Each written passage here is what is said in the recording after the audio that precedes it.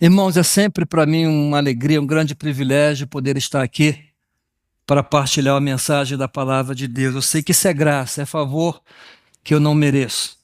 E quando eu leio um texto como o que eu vou ler hoje, aí eu entendo ainda mais a minha responsabilidade, o privilégio, mas também a responsabilidade que eu devo tomar não só com alegria, mas também com temor e tremor diante do nosso Deus. A leitura será em Efésios capítulo 4, do versículo 7 e depois do versículo 11 ao 16. E diz assim: E a graça foi concedida a cada um de nós, segundo a proporção do dom de Cristo. Ele mesmo concedeu uns para apóstolos, outros para profetas, outros para evangelistas e outros para pastores e mestres, com vistas ao aperfeiçoamento dos santos, para o desempenho do seu serviço, para a edificação do corpo de Cristo, até que todos cheguemos à unidade da fé e do pleno conhecimento do Filho de Deus, à perfeita varonilidade, à medida da estatura da plenitude de Cristo, para que não mais sejamos como meninos agitados de um lado para o outro e levados ao redor por todo o vento de doutrina, pela artimanha dos homens, pela astúcia que induzem ao erro, mas, seguindo a verdade em amor, cresçamos em tudo naquele que é a cabeça, Cristo, de quem todo o corpo, bem ajustado e consolidado pelo auxílio de toda a junta, segundo a justa operação de cada parte, efetua o seu próprio crescimento para a edificação de si mesmo em amor. O tema da nossa mensagem: cada crente, um santo. Cada santo, um ministro. Irmãos, o tema desta mensagem tem como fundamento a afirmação bíblica de que o Senhor Jesus Cristo, o Senhor da igreja, designou alguns homens para pastores e mestres. Ele fala também de apóstolos, profetas, mas finalmente ele fala pastores e mestres, com a função específica de preparar os crentes para a obra do ministério, para que o corpo de Cristo, que é a igreja, seja edificado. A tradução da Nova Versão Transformadora diz assim sobre os que foram designados com a função de pastores mestres: eles são responsáveis por preparar o povo santo para realizar sua obra e edificar o corpo de Cristo. Eu sei que essa é minha responsabilidade como pastor mestre: preparar o povo santo para realizar sua obra, a obra de Cristo, e edificar o corpo de Cristo. Irmãos, por que estou a dizer pastores mestres? Para deixar claro que é a mesma pessoa com dupla função: pastorear e ensinar.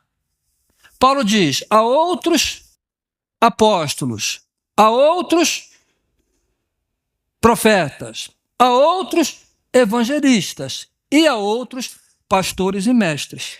Ele não fala a outros pastores e a outros mestres, não, a outros pastores e mestres, porque é a mesma pessoa com dupla função: pastorear, cuidar do rebanho, e ensinar os santos, preparar os santos para a obra do ministério e edificar o corpo de Cristo. Com isso, irmãos, nós percebemos que o ministério pastoral é um dom concedido pela graça de Cristo à igreja e que é necessário para preparar os santos para servirem. Essa semana eu tive o privilégio, agradeço à igreja por ter me enviado a participar de um retiro de pastores aqui em Portugal. Foi meu primeiro retiro aqui em Portugal de pastores. Gostei muito, aprendi muito, pude também partilhar com eles alguma experiência. Eu dei graças a Deus pela vida dos pastores mestres que ali estavam. Não foram muitos, infelizmente. Nós temos na nossa convenção 75 pastores e havia ali menos de 30, né? Com mais as esposas, umas 50 pessoas mais ou menos. Mas eu louvo a Deus pela vida dos pastores mestres aqui em Portugal. E um dos temas que foram ditos lá é um projeto que vai ser lançado no próximo ano, baseado em Mateus 9:38, quando Jesus diz: rogai ao Senhor da seara que envie trabalhadores à sua seara, porque aqui em Portugal há uma escassez tremenda de pastores mestres. Uma escassez tremenda. E precisamos orar, pedir a Deus que envie, que levante jovens, que chamem vocacionados para essa obra que a Bíblia diz que é uma excelente obra. Aquele que aspira ao episcopado, excelente obra deseja. Mas, irmãos, e quem são os santos? Porque ele diz que é para preparar os santos para a obra do ministério. Santos são os crentes que foram santificados de suas obras pecaminosas e separados para o serviço do Senhor. Cada um de vós é um santo. É um santo. Por isso, Paulo diz: com vistas ao aperfeiçoamento dos santos para o desempenho do seu serviço ou para a obra do ministério. A mesma palavra grega traduzida por ministério é também traduzida por diaconia, serviço. Um ministro é aquele que se ocupa de um ministério. É um servo. É quem exerce uma diaconia. É alguém que é chamado a servir. É um ministro. Não sei se os irmãos já repararam, mas quando um pastor realiza batismo, o pastor diz assim: eu, como ministro de Deus, te batizo. Mas não é só o pastor que é ministro de Deus, não. Os irmãos todos são ministros. Em algumas áreas. Todos somos servos do Senhor, porque ministro é servo, é aquele que é chamado a servir. E ao servo é designada uma tarefa, ou várias tarefas, de acordo com seus dons, para executar a fim de que a igreja alcance seus propósitos, objetivos e cumpra com a sua missão. É importante, irmãos, observarmos nesse texto a preocupação de Jesus de que cada membro da igreja seja capacitado para a obra do ministério, porque diz que foi Jesus que deu à igreja pastores e mestres, foi ele que deu. A preocupação dele. Então isso indica que o Senhor da igreja deseja usar todos e requer o envolvimento de todos. A missão da igreja está claramente definida no que nós chamamos de a grande comissão, que na verdade foi o último mandamento de Jesus para a igreja, e de fazer discípulos, batizando em nome do Pai, do Filho, já preguei sobre isso aqui na igreja. É a missão. E além de ter uma missão, tem também propósitos que devem ser cumpridos pela igreja, pelos discípulos. Tudo que Deus fez e faz, irmãos, é com propósito. O sol tem seu propósito, a lua tem seu propósito, as estrelas têm seu propósito. E com a igreja não é diferente. Jesus disse: edificarei a minha igreja com propósito. E se examinarmos toda a doutrina de Jesus, que depois foi interpretada pelos apóstolos, vamos perceber que a igreja de Jesus tem propósitos bem definidos. E não deve sair desses propósitos. Existimos para isso. São 5 os propósitos da igreja.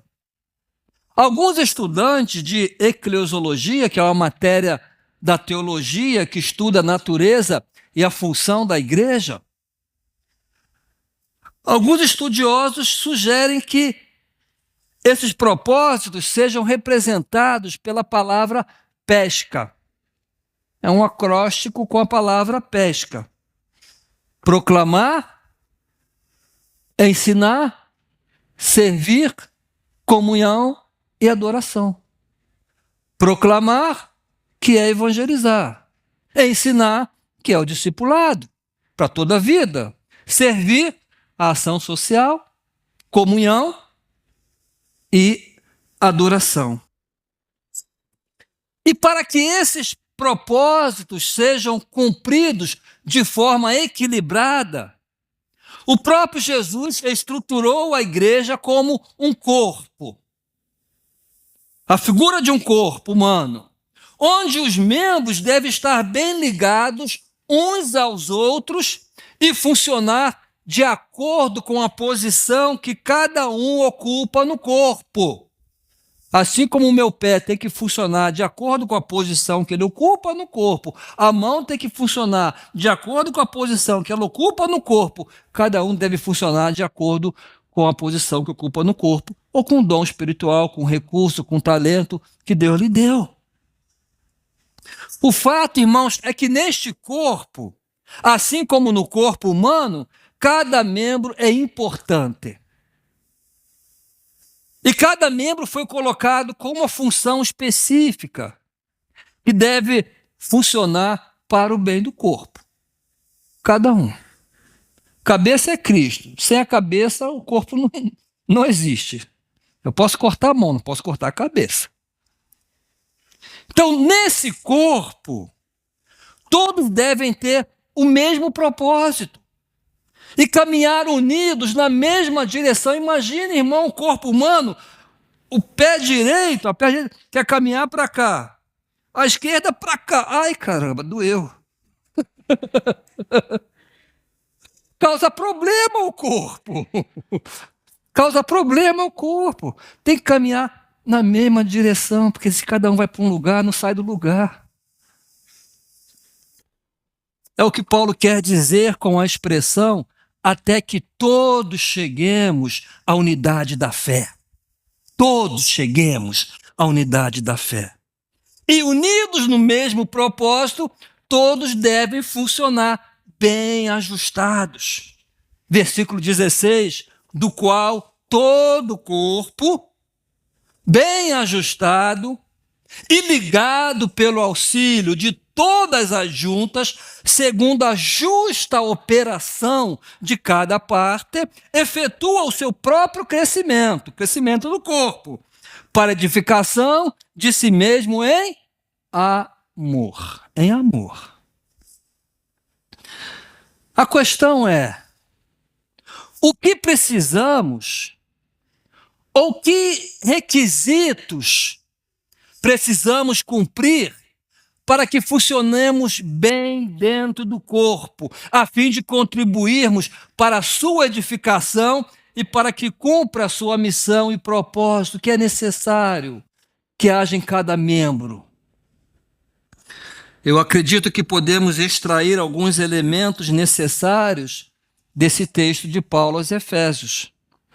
Versículo 1, 2, 3 e versículo 15, Paulo diz assim: rogo-vos, pois eu, o preso do Senhor, que andeis como é digno da vocação com que fostes chamados, com toda a humildade e mansidão, com longanimidade, suportando-vos uns aos outros em amor, procurando guardar a unidade do Espírito pelo vínculo da paz. Continua. Antes, seguindo a verdade em amor, cresçamos em tudo naquele que é a cabeça, Cristo, do qual todo o corpo, bem ajustado e ligado pelo auxílio de todas as juntas, segundo a operação de cada parte, faz o aumento do corpo para a sua edificação em amor. Irmãos, a palavra que mais se repete aqui é amor. Amor. Então precisamos de amor. O amor é a base de tudo. Por isso, é o primeiro requisito para que cada membro funcione bem. Porque se não tiver amor, não vai funcionar. Em Gálatas 5:22, onde Paulo apresenta ali o fruto do Espírito, ou os elementos do fruto, que são as virtudes de Cristo que devem ser reproduzidas por nós, ele apresenta o amor como o primeiro elemento, mas o fruto do Espírito é amor. Depois vem o resto. O amor é o fundamento.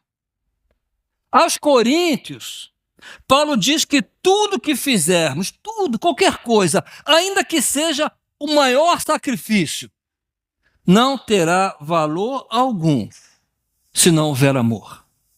1 Coríntios 13:3, e ainda que distribuísse toda a minha fortuna para sustento dos pobres, e ainda que entregasse o meu corpo para ser queimado, sacrifício extremo, e não tivesse amor, nada disso me aproveitaria. Sem amor, nada vale. O serviço cristão deve ser por amor. Caso contrário, será por motivos impuros, motivos ilícitos, orgulho, vaidade, desejo de poder. E se for assim, não terá valor algum aos olhos de Deus. Quando a motivação é o amor, fazemos melhor. Às vezes eu escuto algumas pessoas, que contribuem financeiramente, mas com um valor inferior ao dízimo. Ela diz assim: pastor, tem que dar com o coração, tem que dar com amor, não é pela lei. A lei dizia que era o dízimo, obrigação. Aí o amor é menos que a obrigação? É inferior? Jesus disse: se a vossa justiça não exceder a dos escribas e fariseus, de modo algum entrarás no reino do céu. O que eu faço por amor, eu faço melhor. O que eu dou por amor, eu dou melhor. Quando servimos por amor, não desistimos por causa das críticas, das incompreensões, da falta de reconhecimento, das dificuldades, da falta de resposta. Irmãos, se vamos servir para ter reconhecimento, para ter resposta, até para ter cooperação, vamos desistir. Porque nem sempre as pessoas reconhecem, nem sempre respondem e nem sempre cooperam. Nem sempre. Tem que ter amor. Quando servimos por amor, não buscamos os nossos interesses, mas o bem de quem estamos a servir. Não há lugar para a vaidade nem para o orgulho. O amor, como motivador do serviço, deve ser a Deus em primeiro lugar e logo as pessoas a quem estamos a servir.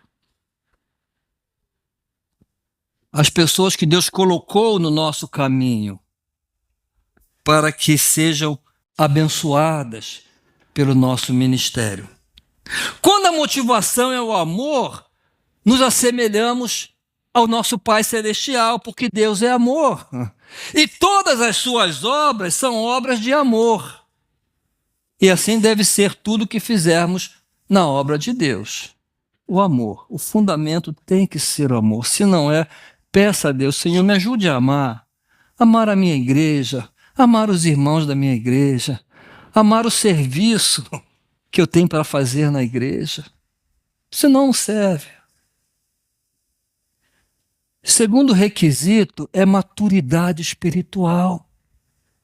Para servir bem, tem que ser espiritualmente maduro. Versículo 13, Paulo diz assim: até que todos cheguemos à unidade da fé e ao conhecimento do Filho de Deus, a varão perfeito, à medida da estatura completa de Cristo. Irmãos, Paulo aqui está a falar de maturidade espiritual, que possamos chegar à medida da estatura completa de Cristo, ser iguais a Jesus. E, sem dúvida, esse é um requisito bastante importante para que cada membro funcione bem, de maneira saudável e contribua para a edificação do corpo. Porque há os que servem de maneira saudável, há os que servem de maneira nociva ao corpo. Esse requisito é bem definido logo no início da estruturação da igreja. A igreja começou com o ministério dos apóstolos. No início, os apóstolos eram o faz-tudo na igreja, o faz-tudo. Além de pregar, além de orar, além de ensinar, tinham que limpar a igreja, tinham que fazer tudo. Isso é normal quando se inicia uma obra, uma igreja. Eu tive essa experiência no campo missionário. Ao iniciar a minha primeira igreja, eu tinha na igreja, além de mim, 4 membros. Marilza, Viviane, Marco e Tiago. Quer dizer, a esposa e os 3 filhos. Aí eu pregava. Marilza era a secretária. A Viviane era a ministra de louvor. O Marcos, que gostava de dinheiro, era o tesoureiro. E o Tiago era... O que o Tiago era? Era o baterista. Nós fazíamos tudo, limpávamos a igreja, arrumávamos a cadeira, fazíamos o café, tudo. Mas conforme a igreja foi crescendo, né? Aí nós começamos a distribuir as funções. Chegou um ponto que eu já não fazia mais nada. Pregava e ensinava, pastoreava e ensinava, era pastor e mestre. Irmãos, isso aconteceu com os apóstolos. Eles se ocupavam de tudo, até do ministério de ação social. Quem cuidava das viúvas eram os apóstolos. Eram os apóstolos. Mas começaram a ter problemas, os irmãos conhecem a história. É interessante, né? O que trouxe problema para a igreja, o primeiro problema da igreja foi onde? Na ação social. Isso que trouxe problema para a igreja. Porque não estava bem estruturado. E começaram a ter problemas. E resolveram estruturar melhor a igreja para que pudessem eles se dedicarem ao ministério que foram chamados, palavra e oração. Então, os outros importantes serviços da igreja, como a ação social, deveriam ser assistidos por membros espiritualmente maduros da igreja, que hoje nós chamamos de diácono, né? Lá em Atos 6 não fala diácono. Não existe essa palavra ali. Eram homens maduros, cheios do Espírito Santo. Observem os requisitos apresentados pelos apóstolos. Escolhei, pois, irmãos, dentre vós. Então, quem escolhia era a igreja. Escolhei dentre vós. Mas os apóstolos estabeleciam o critério. 7 homens de boa reputação, cheios do Espírito Santo e de sabedoria, aos quais constituamos sobre este importante negócio. Porque todo negócio na igreja, todo ministério é importante. Quando fala cheio do Espírito Santo e sabedoria, isto é maturidade espiritual. Não bastava ser apenas homens de boa vontade, ativistas, esforçados. Precisavam, antes de tudo, ser espiritualmente maduros, homens cheios do Espírito Santo, isto é, controlados pelo Espírito Santo. E quando sabemos que uma pessoa é controlada pelo Espírito Santo? Quando? Não é pelo que ela fala, é pelo fruto. Amor, alegria, paz, bondade, mansidão, benignidade, domínio próprio. É perigoso termos pessoas a ocupar ministérios na igreja, principalmente em posição de liderança, que não tenham a maturidade espiritual necessária. Em vez de ser bênção, será problema. Em vez de ser inspiração, causará dificuldade. Em vez de ser fonte de conhecimento, será pedra de tropeço. A igreja precisa de crentes espiritualmente maduros que cooperem para a edificação do corpo de Cristo. Agora, há um detalhe importante, irmãos. Paulo diz: até que todos cheguemos à medida da estatura completa de Cristo. Então, a maturidade espiritual deve ser buscada por todo cristão, a começar por mim, pelo pastor, pelos líderes, por todos. Até que todos. Porque todo cristão é chamado para servir. Todo cristão é um ministro, é um diácono, deve exercer uma diaconia. Agora tem que estar espiritualmente maduro. Senão vai ser problema. Para servir bem, precisamos ser espiritualmente maduros. Terceiro requisito, irmãos, que encontramos no texto, é que devem ser pessoas comprometidas com o ministério, com a edificação do corpo, compromisso.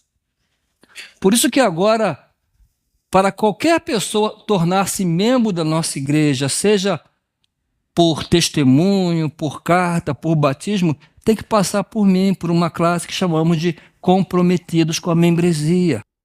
É necessário que haja compromisso. Versículo 16 de Efésios 4 diz assim: mas seguindo a verdade em amor, cresçamos em tudo, naquele que é a cabeça, Cristo, de quem todo o corpo, bem ajustado e consolidado pelo auxílio de toda a junta, segundo a justa, observe, irmãos, segundo a justa cooperação de cada parte, efetua o seu próprio crescimento para a edificação de si mesmo em amor. Até mesmo como resultado do amor e da maturidade espiritual, o terceiro requisito é compromisso com o ministério. Paulo diz, segundo a justa operação de cada parte. Justa operação. Não pede mais nem menos. Pede o que é justo. Segundo os seus recursos, segundo as capacidades, os dons, habilidades que recebeu do Senhor. Irmãos, quem não faz a sua parte, quem não tem compromisso com a edificação do corpo, quem não oferece o seu contributo para a edificação do corpo, está a ser injusto com os demais membros do corpo. Imagine a mão esquerda e a mão direita dizer, já não vou mais levar alimento para a boca. Aí como é que eu vou fazer? Tem que comer como um cão? Para que essa mão está nesse corpo? É para atuar segundo a sua função. Se ela se recusa a atuar a sua função, é melhor cortar e jogar fora. Que vai ser o quê? Um peso morto. Um peso morto. Então, quem não faz a sua parte, quem não oferece o seu contributo, está a ser injusto. Por isso, Paulo diz, segundo a justa cooperação de cada parte. Jesus ensinou, irmãos, a importância e o dever desse compromisso quando disse as seguintes palavras a diversas pessoas que estavam a apresentar desculpas para adiar o serviço que se requeria delas. Umas diziam, eu vou enterrar meu pai, eu vou comprar uma casa, eu vou fazer isso, eu vou fazer aquilo, eu tenho que estudar, eu tenho não sei o quê. Aí Jesus disse, Lucas 9,62, ninguém que lança a mão do arado e olha para trás é apto para o reino de Deus. Lançar mão do arado e olhar para trás sinaliza os que não têm compromisso com o serviço cristão. Lança a mão do arado, mas não faz nada, olha para trás, para as coisas que está a deixar atrás e não sai do lugar. Não dão o seu contributo. Não cooperam. de maneira justa para a edificação do corpo de Cristo, que é a igreja. Jesus diz que quem faz isso não é apto para o reino de Deus. Mas em consonância com Jesus, o apóstolo Paulo nos ensina ou nos estimula ao compromisso na obra do Senhor quando diz, lá em 1 Coríntios capítulo 15, versículo 58, portanto, meus amados irmãos, sede firmes e constantes, sempre abundantes na obra do Senhor, sabendo que o vosso trabalho não é vão no Senhor. Firmes e constantes, sempre abundantes. Para concluir, irmãos, eu quero que os irmãos gravem bem isso. A igreja, essa igreja aqui, a que nós pertencemos, é o corpo de Cristo. Cada um de nós é um membro desse corpo. É um membro importante e que deve funcionar bem para a saúde e para a edificação do corpo. Outra imagem que a Bíblia apresenta da igreja é um edifício que está a ser edificado. Cristo é o fundamento, é a pedra principal. E cada crente é uma pedrinha que é colocada sobre o fundamento, que é Jesus Cristo. E cada pedrinha desse edifício deve estar bem unida às demais pedrinhas, a fim de que juntas colaborem para o crescimento do edifício. 1 Pedro 2, 4 e 5, ele fala sobre isso. Aproximem-se do Senhor, que é pedra viva, rejeitada pelos homens, mas escolhida de muito valor aos olhos de Deus. Entrem como pedras vivas na construção de um templo espiritual, para formarem um sacerdócio santo e oferecem sacrifícios espirituais agradáveis a Deus por Jesus Cristo. A exortação é para que nos ofereçamos como pedras vivas, para colaborar na construção de um templo espiritual, que é a igreja. A igreja não são essas quatro paredes aqui, somos nós. Estamos a formar um templo espiritual. Agora, retira uma pedra da construção. A estrutura do edifício, ela é ameaçada. É ameaçada. Cada pedra é importante, assim como também cada membro do corpo é importante e necessário para o crescimento do corpo. Agora, as pedras têm que estar bem alinhadas, né? Porque se não estão, não será um edifício sólido, seguro. Para que possamos corresponder ao que se espera de nós, como membros do corpo, como pedras desse edifício, precisamos, primeiro, motivação pura, amor. Primeiro requisito já falado. Segundo, crentes espiritualmente maduros, dispostos a seguir um processo de crescimento até que Cristo seja formado em nós. Terceiro, comprometidos com o ministério que o Senhor designou para nós na igreja. Cada um aqui tem um ministério a cumprir. Se cada membro procurar cumprir esses requisitos, amor, primeiramente amor, espiritualmente maduros e compromisso, teremos uma igreja saudável que crescerá em tudo. Paulo diz, antes crescei em tudo, segundo a justa operação de cada parte. Amém? Vamos ficar em pé, vamos louvar o Senhor.